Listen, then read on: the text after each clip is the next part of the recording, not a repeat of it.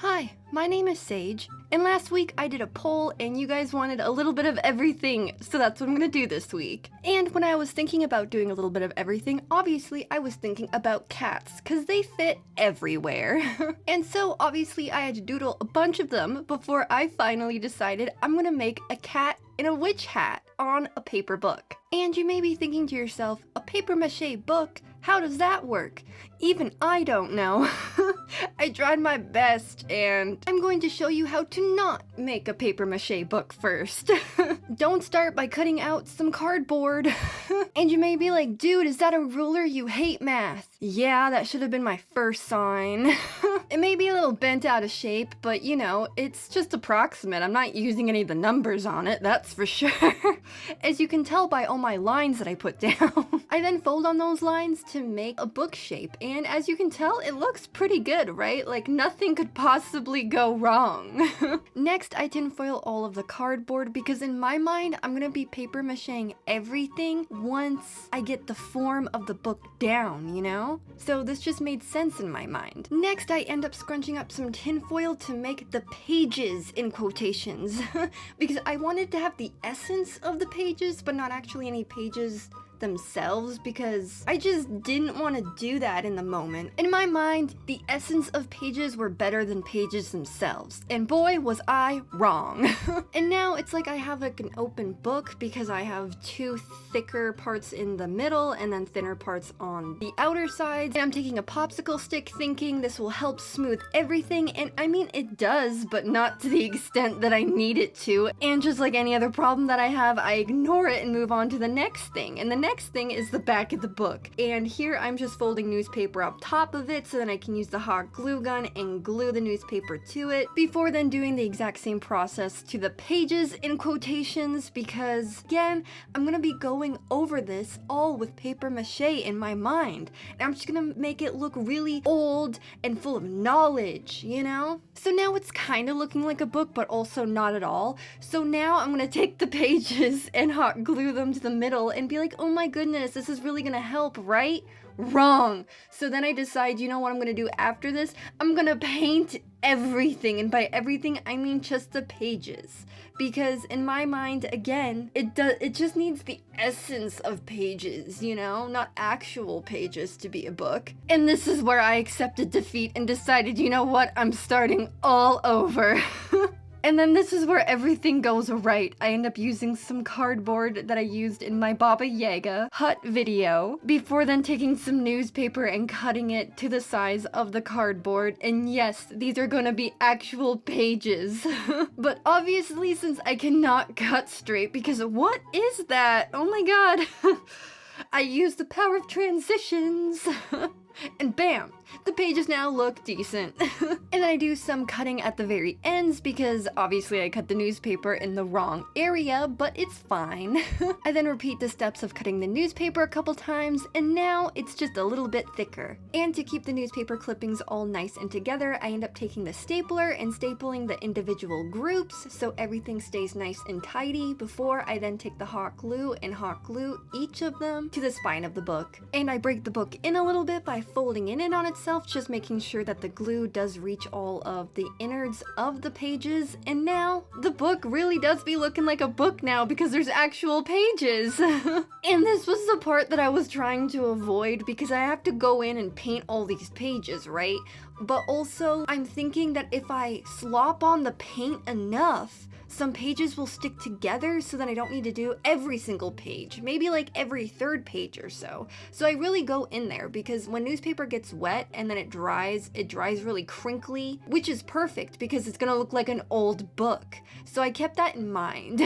Then for the cover of the book, I end up using just black paint instead of black and browns that I was using for the pages, just to give it kind of a contrast. I know you won't see the cover of it anyway, like once everything's all done, but I know that it's done, you know what I mean?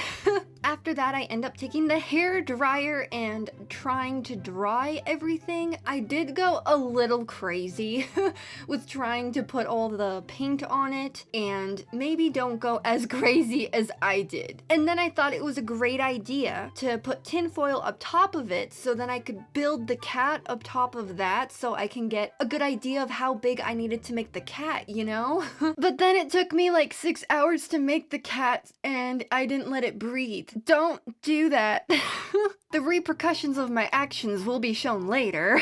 But first, I have to scrunch up some tinfoil as I am now making the cat. So I make a big ball and then a small ball, and then I take some more tinfoil and wrap it around the both of them. And now the cat kind of looks like a duck, but I'm making a cat loafing. But this duck cat obviously needs a little bit more of a caboose, so then I add that, and then suddenly, transition! It's covered in clay. And the first thing I start to work on is the hind legs, because I want to have that little loaf shape right off the bat, and I end up taking some clay that I flattened off screen, folding it up, and making it into a half a circle shape, and just putting them on both sides, before then blending everything together so it looks like they're completely attached. Next, I work on his cranium by adding more brain to it, and then adding some eyes with the ball stylus before then realizing, you know what? I don't like these eyes, I'm gonna get rid of them.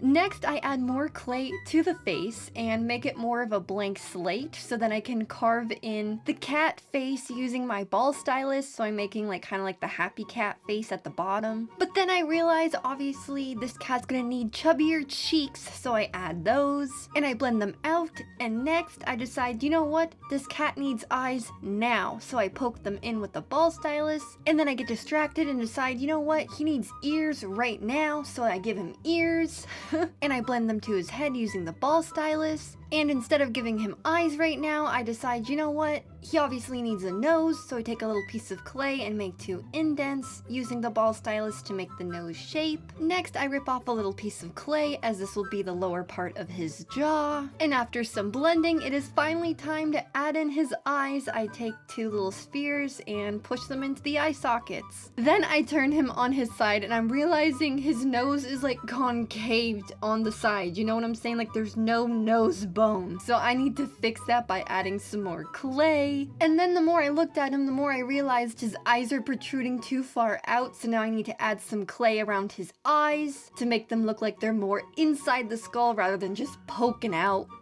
And since he's a happy cat, obviously he's gonna be smiling, so I carve that in with my pointy stylus before then doing some carvings around his eyes. And now it's time to add his tail, so I then take a lump of clay and make a log and then just attach it to his butt, basically. And then I wrap it around him so he's all nice and cozy like. And from there on out, it's basically just a smoothing process, and since that's boring, wha-bam!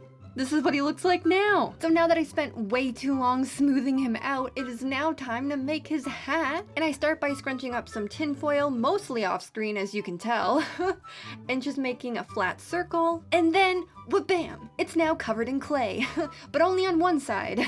And this is where I take the scissors and make 2 indents as I want his ears to poke out. So I'm just kind of guesstimating where they should go, and I do make them a little bit bigger than I would have wanted, but I think it's cute, so I kept them like that. And since the hat is looking a little big on him, I end up using the scissors and just trimming the sides of the circle. And it ended up being a good surprise because then I could use the trimmings of the circle to build up the middle of the hat so it's nice and hollow on the inside and easier to cook. So it ended up being a great mistake. Next, I attach the cone part to the circle part of the hat by using some clay and just blending it all out before then adding more clay to the bottom of the circle. I then see if he can handle all of the clay up top of his head, and he can't, so I end up doing another trim, and now he can stand up perfectly, yay! And since there's still some tinfoil poking through on some parts, I just cover those up with some more clay, and now I can begin giving the hat some texture, so I take my ball stylus and just run it up and down, literally everywhere. So I do the top part of the hat and the bottom part, and I just make sure everything is nice and textured until finally it looks like this. So now that the hat is textured and the cat is ready to go, I then put them in the oven to bake, and well, bam, this is what they look like afterwards. There is a little bit of tinfoil poking out of the hat because the clay separated, but you know what? That's okay. I can just paint over that. And remember I was telling you about the book that just didn't want to dry, so I added a bunch of salt just literally everywhere all over the book, and I let it sit overnight, and I will show you how that ended up for me later. But now it's time to paint the cat, and obviously I'm gonna paint the cat black because that's just very witchy and we love black cats here. And I am using the deco art black that you would get at the dollar store here. It has very great coverage. I really like it. I do end up going over it twice though because I paint the hat a different color, and obviously I'm just a messy painter. So I got some paint places that it shouldn't have been on the black, but besides that, it was great. Next, I end up painting the hat green. Ooh, I just really like this color of green. It's just nice and light and fun. This isn't a dollar store green that I'm using, but I still end up having to use 2 layers of paint anyway. But I just really like the color, so I didn't even care. And now, what, bam, transition. This is it with 2 layers of paint. I then used the green on his eyes as well, so it matches his hat because I just thought that would be cute. I then used pink on his nose and on the innards of his eyes as well as his lips, and I used the same pink for all of them. And since I'm a messy painter, as I previously stated, I did some touch-ups and now he looks like this. And this is the book the day after. As you can tell, the salt obviously absorbed some stuff. It still feels a little bit squishy, but the salt, I'm still gonna leave it there because it's probably doing something, you know? So now the next obvious thing for me to do is to draw a summoning circle around the cat because this cat is obviously gonna be summoned by this book. So I end up using my white Posca. Here I'm just freehanding the circle as I'm just going to be adding some symbols around it as well. So some triangles, circles, squares, some lines just to make it look all nice and witchy, while also adding some squiggles in each of the corners of the book to make it look like there's writing there, before doing one last step, which is adding his pupils with some black paint. And that's the entire craft. Thank you so much for following me on my art journey this week. I really appreciate it. And now it's time for the glamour shots.